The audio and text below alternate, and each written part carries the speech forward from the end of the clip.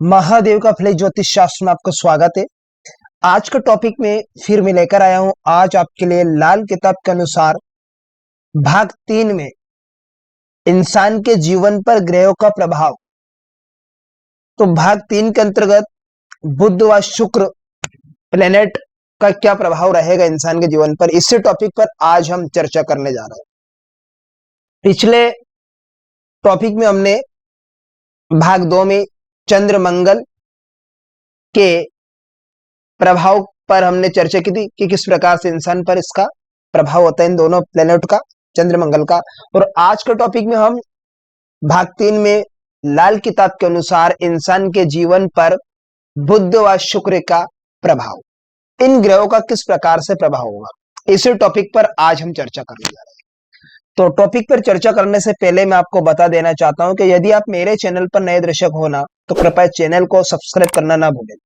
हाँ, साथ में घंटी के बटन को दबा दीजिए ताकि मैं जो भी नया वीडियो अपलोड करूं उसका नोटिफिकेशन सबसे पहले आपके पास पहुंच जाए।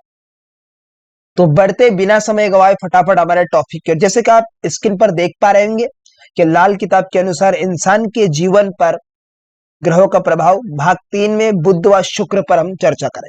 ठीक है, तो यहां पर बुध ग्रह पर हम सबसे पहले यहां पर देखेंगे जो बुध ग्रह होता है, ठीक है, उसका प्रभाव इंसान पर किस प्रकार होता है। तो बुध ग्रह को देखा जाए तो नसों का कारक होता है, ठीक है, बुध देव, ठीक है, और बुध होता है बुद्धि का कारक भी। अब जन्म कुंडली में सबसे पहले आपको बुध को देखना बेहद जरूरी, बिना बुध के देखे आप प्रेडिक्शन करना बेकार है। बुध को जांचना बेहद जरूरी है क्योंकि बुध इज वेरी इंपॉर्टेंट, मरकर इज वेरी।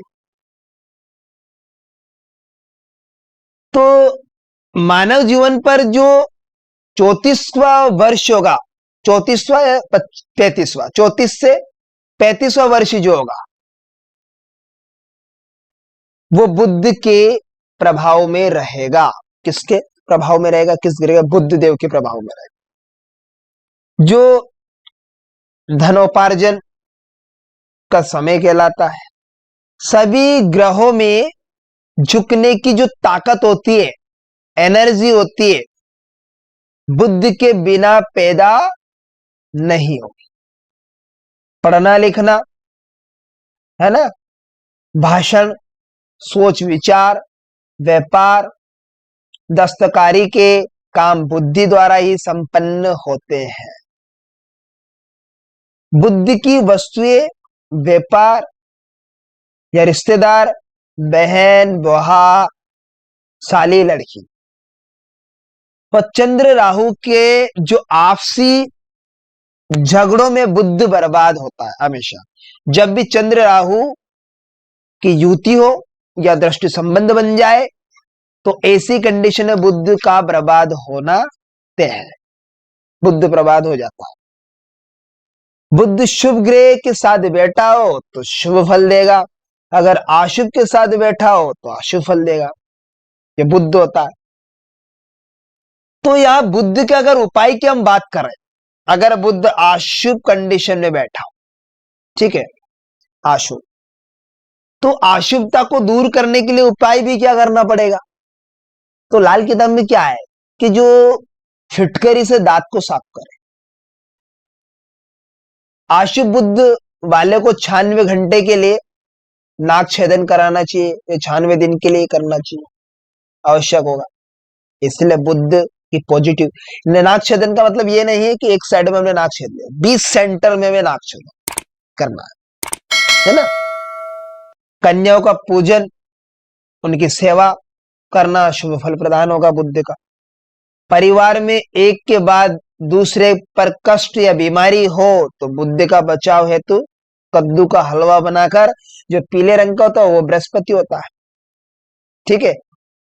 तो क्या होगा, पीले रंग को हो तो उसके अंदर से जो खोखला हो पूरे का पूरा दिन के समय किसी धर्म स्थान पर देना व्यक्ति के लिए शुभ फल प्रदान करेगा।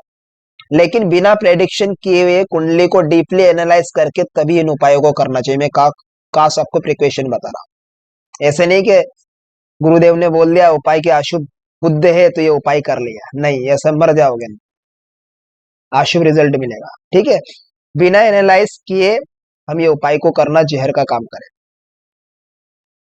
अगर हम शुक्र की बात करें तो शुक्र क्या है? तो शुक्र यहां पर जो वीर्य का कारक होता है, सौंदर्य का कारक होता है। ठीक है, शुक्र कहीं खराब हो जन्म कुंडली में तो पत्नी संबंधित परेशानियों का सामना करना पड़ेगा व्यक्ति को। ठीक है, और ऐसी कंडीशन वीर्य की कमजोरी, यही तो सब होता है ना। और शुक्र होता है सौंदर्य का कारक। तो जब भी मानव के जीवन पर मानव के जीवन पर शुक्र का जब इफेक्ट होगा वो 25 से 27 वर्ष की आयु में होगा, प्रभाव जरूर दिखेगा शुक्र।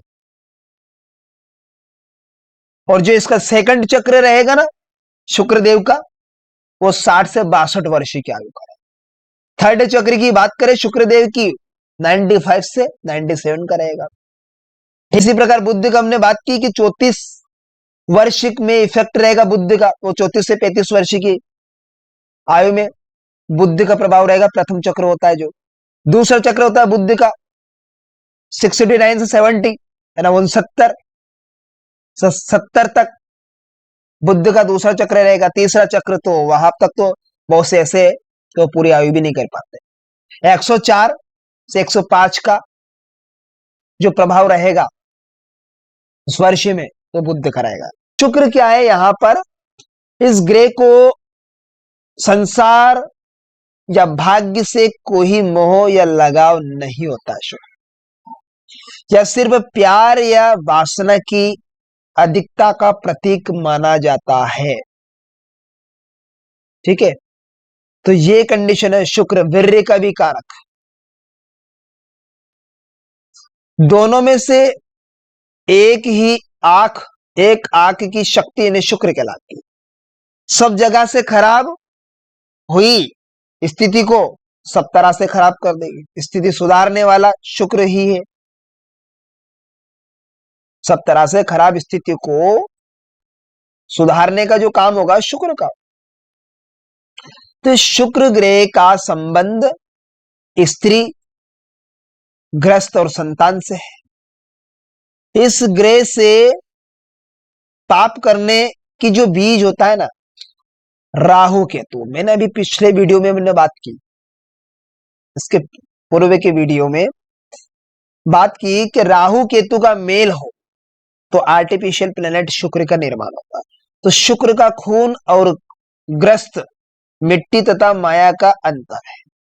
पुरुष की कुंडली में शुक्र उसकी स्त्री होगी और स्त्री की कुंडली में शुक्र उसका पति माना जाता है। अकेला बैठा शुक्र कुंडली में कभी भी अशुभ फल नहीं देता है। ऐसा कुंडली का परिवार भी किसी दूसरे का बुरा ना करे।